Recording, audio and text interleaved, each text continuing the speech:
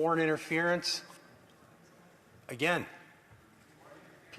people at home, people who, they're in disbelief. They're in disbelief. And I hear the member of Timmins, he's chirping away like he always does.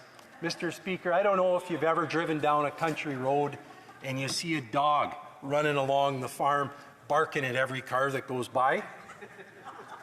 That's really what he's like now at the end of his political career. He's really just like that country dog. The honourable member is an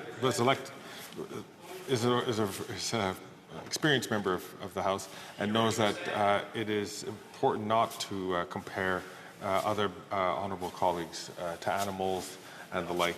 And so I'd ask the honourable member just to withdraw that and continue along with his. I see the honourable member from Timmins James Bay is rising on a point of order. Well, certainly the issue of foreign interference is very serious, and yet when we ask questions, we're called dogs in this House. The fact that they were calling people cockroaches before. Mr. Speaker, you need to establish a standard of behavior that the Conservatives can't just denigrate politicians who are serious about issues of foreign interference by calling them. So I've asked the honourable member not to compare members and to withdraw those comments. And I'm going to give the honourable member a chance to do that. But I think it's worth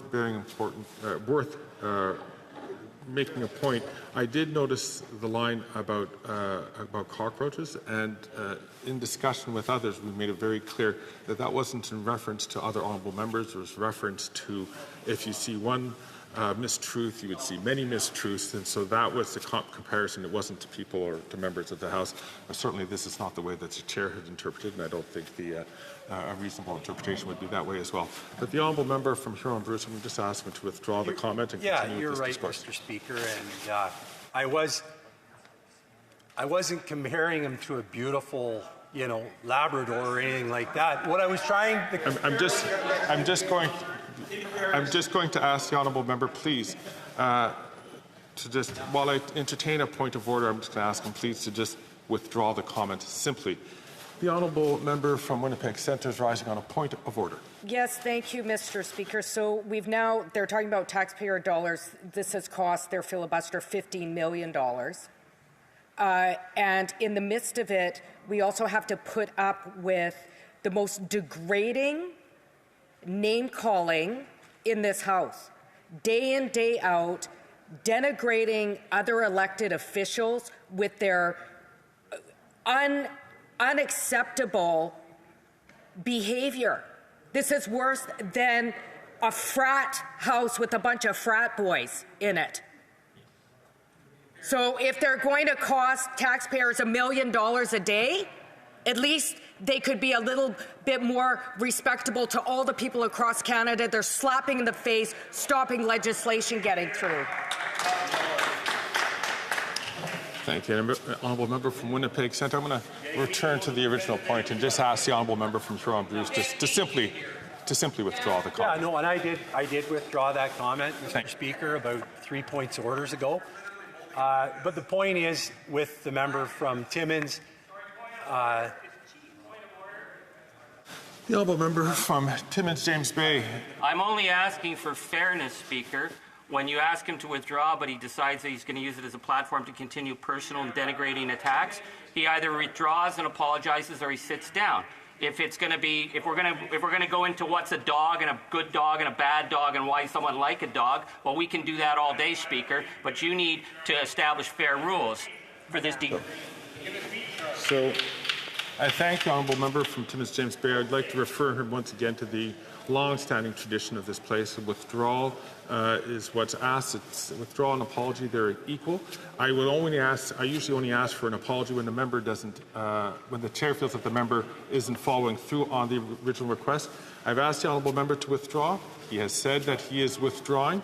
I would, just to make it perfectly, the honourable member, let me just finish this point, if I could, before I recognize the honourable member from Winnipeg Centre. I've asked the honourable member to withdraw. The withdrawal wasn't clear. There were some other points of orders which were brought up. I've asked the honourable member to withdraw. He has said he is withdrawing the comment. So that is where we are at. The honourable member from Winnipeg Centre. Point of order, Mr. Speaker. Order. I don't think a withdrawal with qualification is a withdrawal. In fact, he went into another tirade of denigrating an individual. That's not a withdrawal. That's not a withdrawal. I would ask through you, Mr. Speaker, for the member to withdraw his comment without qualification. So I thank the honourable member from Winnipeg Centre. I will offer the honourable member from Huron-Bruce to withdraw the comment without qualification, and then we can continue. Speaker, if she had been listening, my fourth withdrawal, I withdrew those comments. And so there's no point, because the record will show I unqualified withdrew, qualified withdrew. Perfect. I thank the honourable member. I'm going to. Honourable member from Winnipeg Centre, the chair has now heard an unqualified withdrawal. The honourable. This is not a challenge of the chair. Can we please allow the member to speak? Excuse me. The honourable member from Winnipeg Centre. Mr. Speaker, the member has now accused me to not listening, and I was listening very carefully to him denigrating members of the House. Again, that is a withdrawal with qualification. I would like him to just withdraw the comment without qualification. Again, this is another example of qualification, a behavior that is totally unacceptable. Now he's saying that I'm not listening. That is unacceptable. Unfortunately, I've had to listen to him, these Conservatives denigrate members of this House for 3 weeks at $15 million. I'd like him to withdraw without qualification.